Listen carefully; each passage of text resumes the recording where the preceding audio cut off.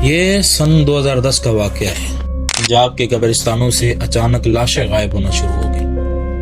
کسی سے ایک لاش، کسی سے 4 لاشیں، اور ایک گاؤں کے چھوٹے قبرستان کے اندر تو پورا کا پورا قبرستان ہی خالی کر دیا گیا۔ لوگ جب صبح اپنے پیاروں کی قبروں پر فاتحہ خوانی کرنے آئے تو دیکھا قبروں سے لاشیں غائب تھی۔ کسی نے اسے جادوگری کا نام دیا، کسی نے کہا کہ یہ کسی جنگلی جانور کا کام ہے، لیکن سب تجسس میں تھے کہ یہ کیسے ہو رہا ہے۔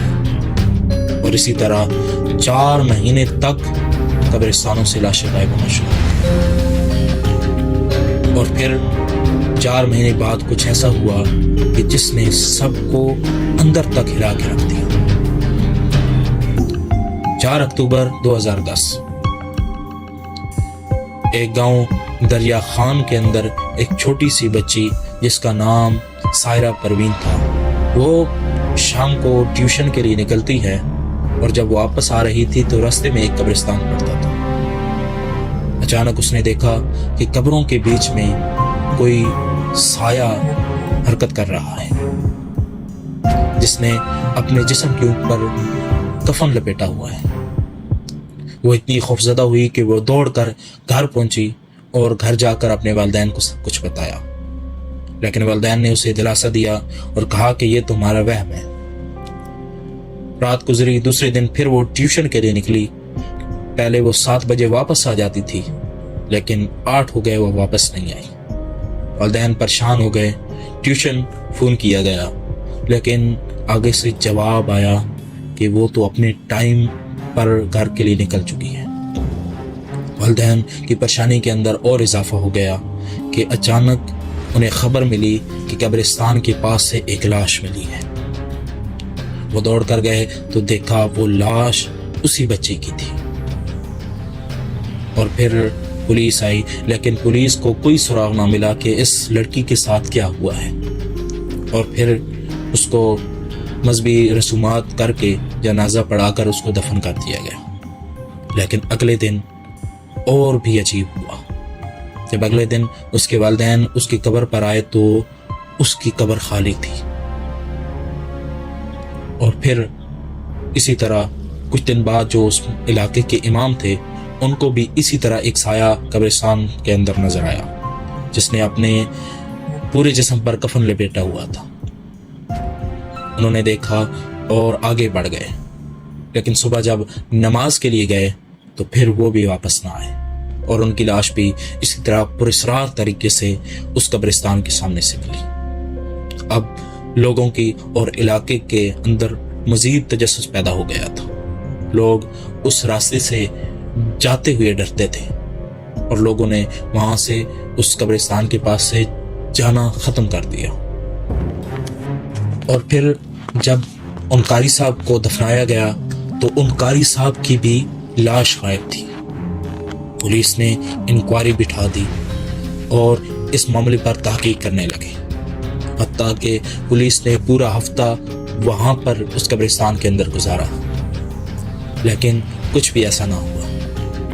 لوگوں کے اندر خوف طاری تھا، اور لوگ دن میں بھی اس قبرستان کے اندر جانے سے ڈرنے لگے، اور لوگوں نے اپنے عزیز و اقارب کو جو اس دنیا فانی سے انتقال کرتے تھے ان کو دور دراز قبرستانوں کے اندر دفنانا شروع کر دیا۔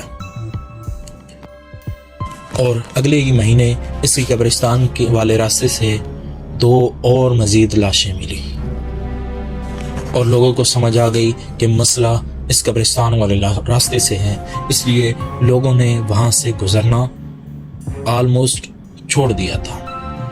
اور پھر ایک دن ناصر نامی شخص نے پولیس والوں کو فون کر کے بتایا کہ ان کے گلی کے اندر ایک گھر ہے جو اکثر بند رہتا ہے، لیکن اس گلی کے اندر اور اس گھر کے اندر سے ایک عجیب قسم کی بدبو آتی ہے، اور اس بدبو سے پورے محلے والے پریشان ہیں۔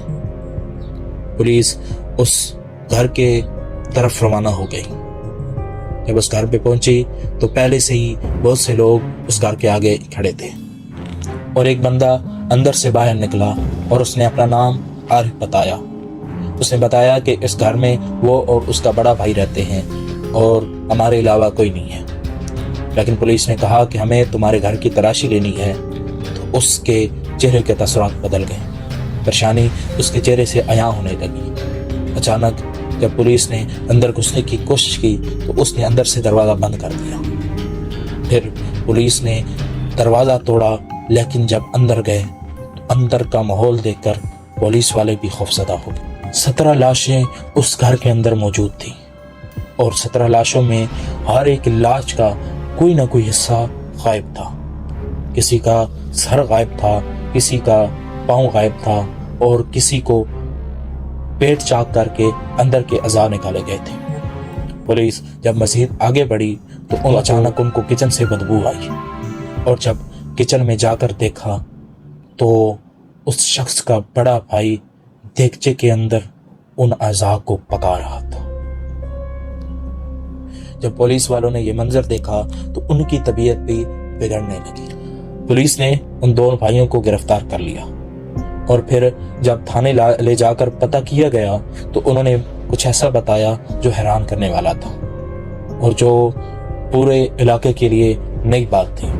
پولیس نے جب ان سے پوچھا کہ تم یہ گھناؤنا کام کیوں کرتے ہو، انسانی گوشت کیوں کھاتے ہو، تو انہوں نے کہا کہ ہمیں ایک پیر بابا نے کہا تھا کہ اگر تم انسانی گوشت کھاؤ گے تو تمہاری ساری خواہشات پوری ہوں گی۔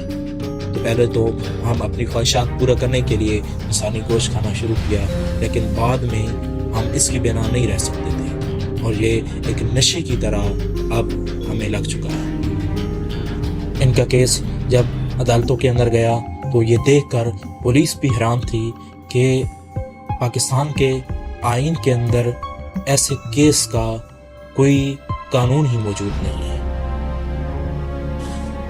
لیکن ان کی درندگی کو دیکھتے ہوئے 17 نومبر 2012 کو کورٹ نے فیصلہ دیا کہ ان کو 4 سال کی سزا دی جائے، اور پھر 4 سال ان کو عمر قید کی سزا ہو گئی۔ لیکن جب 4 سال کے بعد یہ واپس آئے تو پھر سے قبرستانوں سے لاشیں غائب ہونا شروع ہو گئی۔ پھر لوگوں نے شکایت کی اور ان کو پھر گرفتار کر لیا گیا، اور پھر ان کو مزید 10 سال سزا ہو گئی۔ لیکن 2026 کے اندر، جو کہ یہ سال ہے، اس سال کے 5ویں مہینے کے اندر یہ پھر رہا ہونے والے ہیں۔ لیکن انہوں نے ایک چیز کا اقرار نہیں کیا۔ انہوں نے کہا کہ جو اموات ہوئی ہیں، جو قتل ہوئے ہیں، وہ ہم نے نہیں کیے۔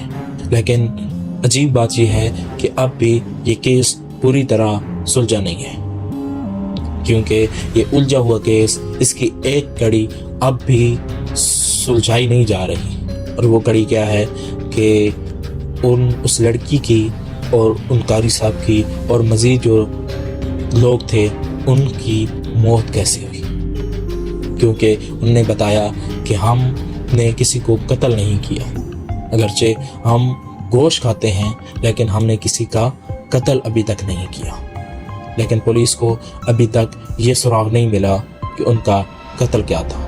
تو پولیس والوں نے ایک سٹیٹمنٹ دی کہ جب قبرستان کے اندر سے وہ کفن والے بندے کو بچی نے اور قاری صاحب نے اور مزید جو 2-3 لوگ تھے انہوں نے دیکھا، تو اس ڈر کی وجہ سے ان کو پینک اٹیک آ گیا، جس کے وجہ سے وہ جان سے ہاتھ دھو بیٹھے۔